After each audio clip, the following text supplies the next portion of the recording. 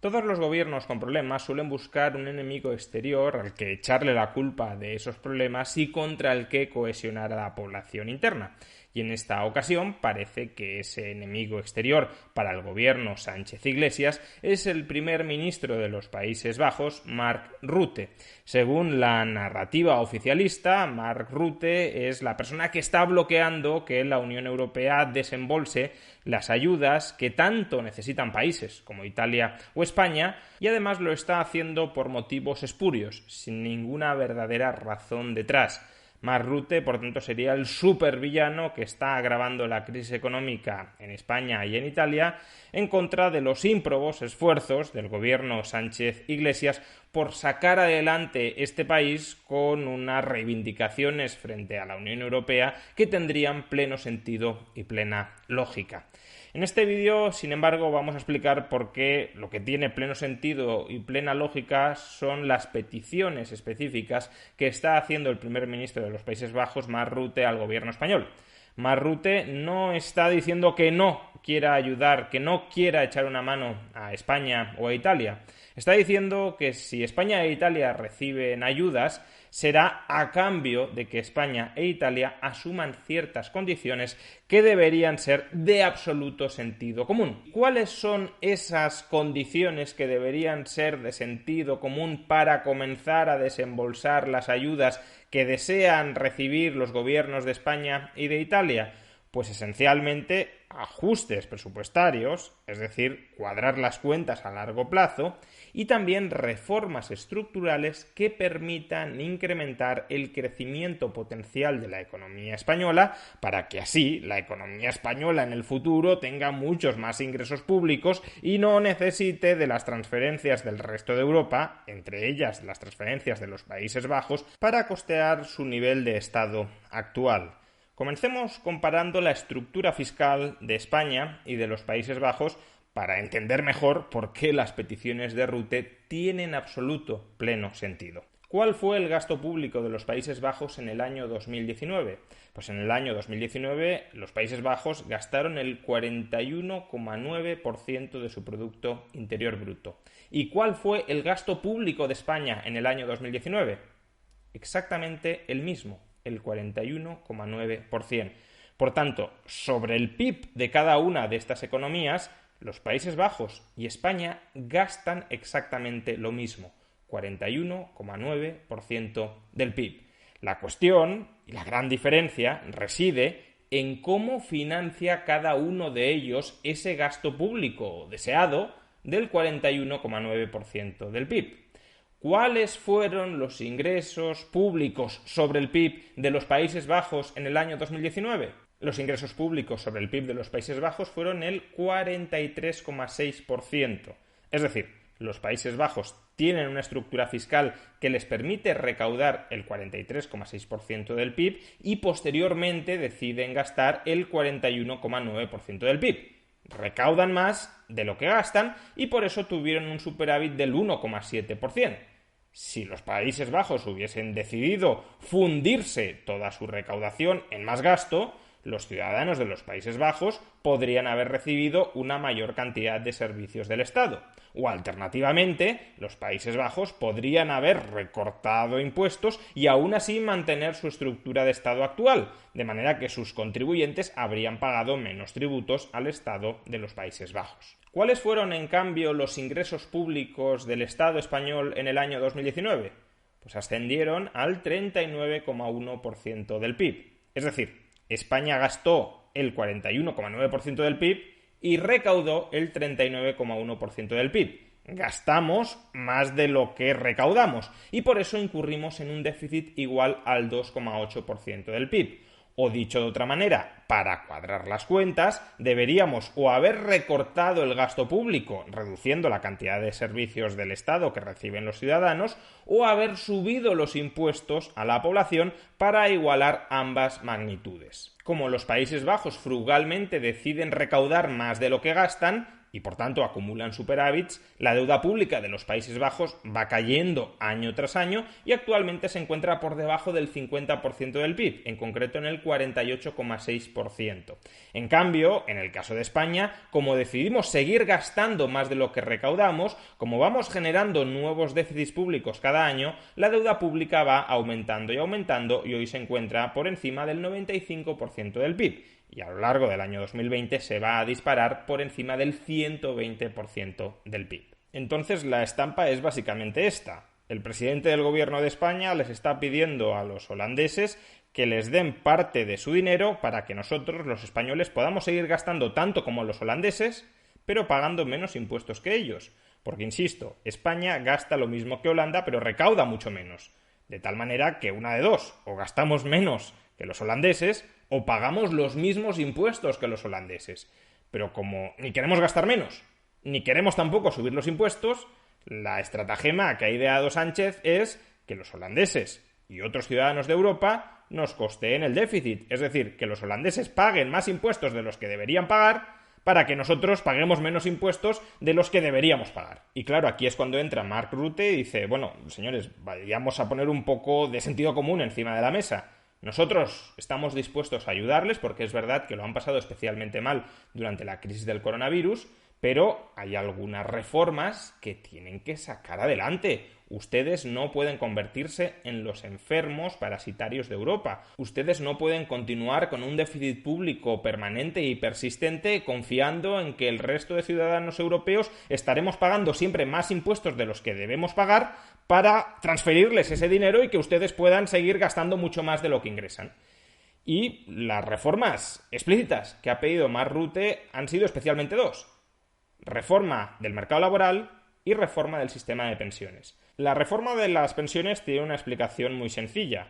A medio o largo plazo, la principal bomba en las finanzas públicas españolas serán las pensiones públicas. A lo largo de los próximos años se va a jubilar la generación del baby boom, no vamos a tener muchas más entradas de trabajadores en el mercado laboral y por tanto se va a ir acumulando un déficit enorme en la seguridad social que se traducirá en más deuda. Por mucho esfuerzo que hagamos en el resto de partidas del presupuesto público para equilibrar las cuentas, si no saneamos el sistema de pensiones vamos a seguir acumulando más deuda y más deuda y más deuda. Y por tanto, si los Países Bajos desean que España deje de ser el succionador de transferencias europeas, que España empiece a ser autosuficiente fiscalmente, hacen muy bien en apuntar al sistema público de pensiones porque ese es un agujero financiero que tiene que solucionarse. Sobre todo porque existe además una diferencia de trato muy considerable entre los pensionistas holandeses y los pensionistas españoles.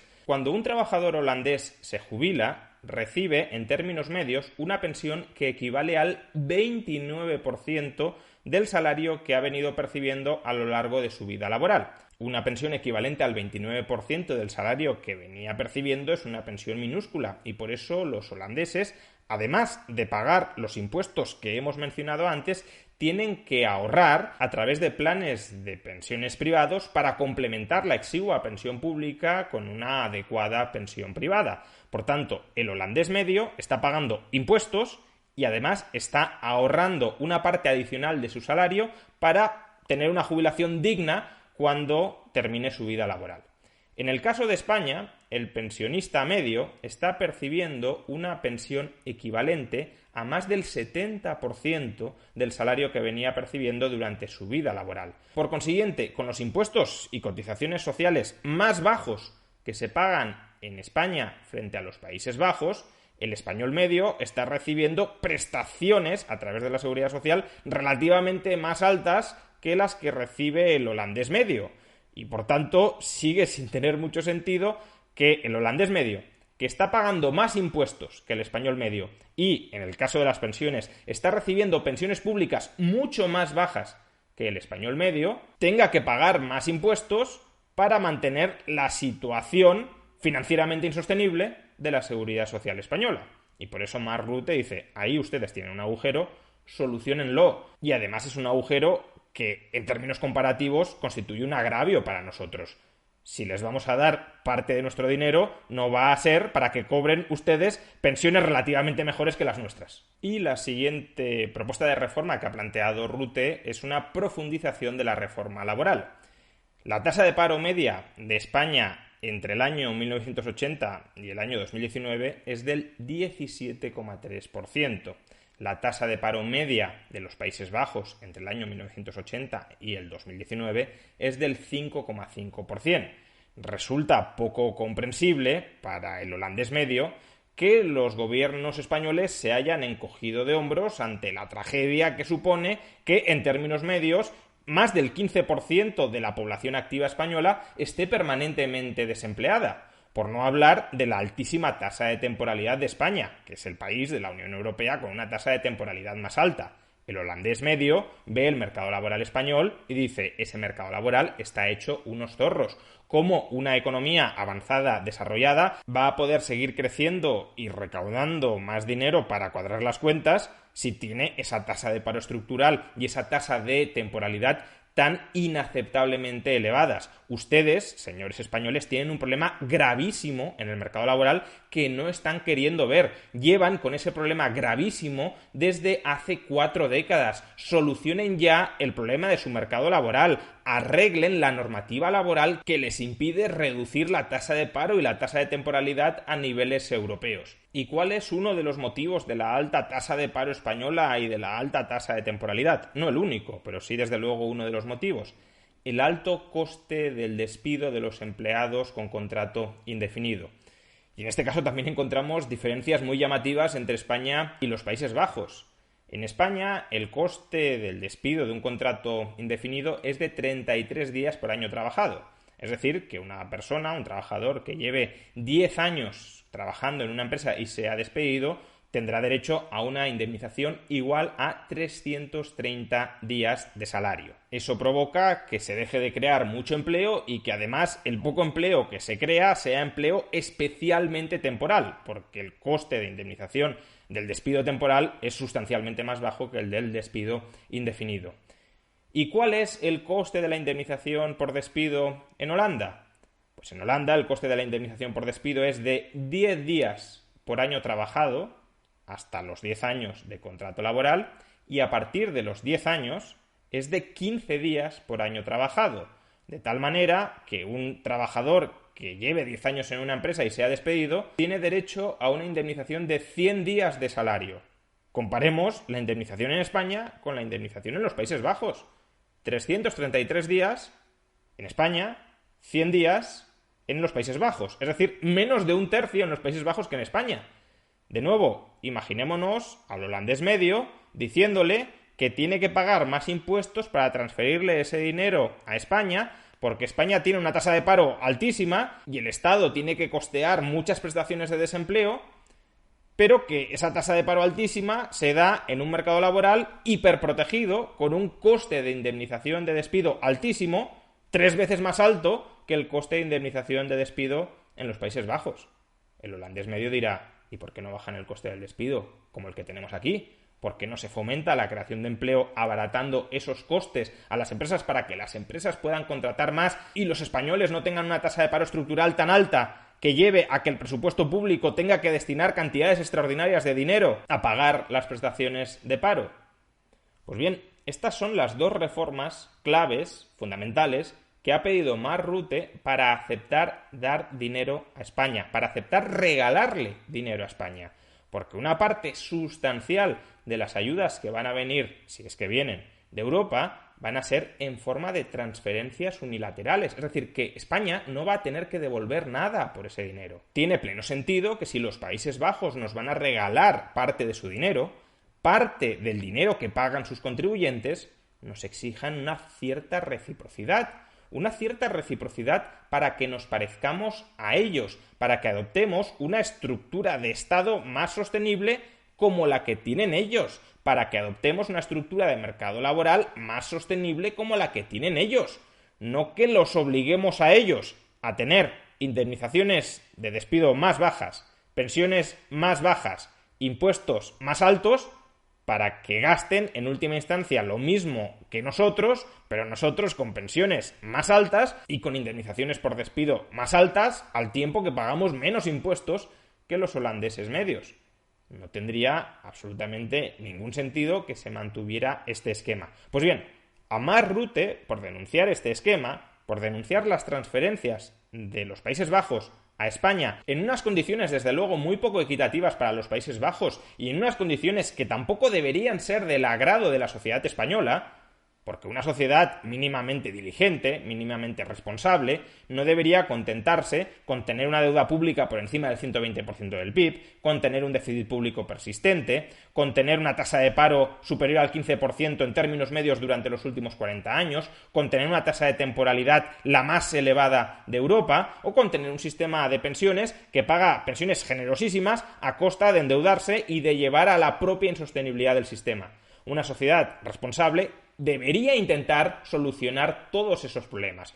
Pero como los españoles preferimos colocarnos una venda en los ojos y no ver los problemas, desde fuera, Mark Rutte nos dice: si quieren mi dinero, si quieren el dinero de mis contribuyentes, solventen esos problemas que ustedes, si fueran medianamente responsables, tratarían de solucionar motu propio. El villano no es Mark Rutte. Mark Rutte solo nos está diciendo las verdades del barquero que no queremos escuchar.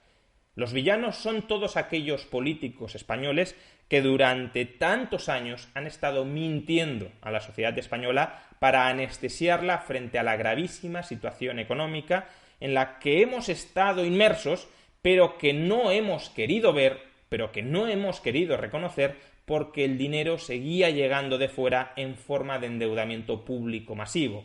Y ahora, cuando el endeudamiento público español amenaza con incrementarse a niveles insostenibles y por tanto necesitamos de la asistencia de gobiernos extranjeros para poder seguir funcionando, es cuando deberíamos dirigir nuestras iras contra todos esos gobiernos que nos han estado engañando durante tanto tiempo y no contra un señor, el primer ministro de los Países Bajos, que simplemente nos está diciendo la verdad, simplemente nos está diciendo que el emperador está desnudo y que hay que empezar a vestirlo.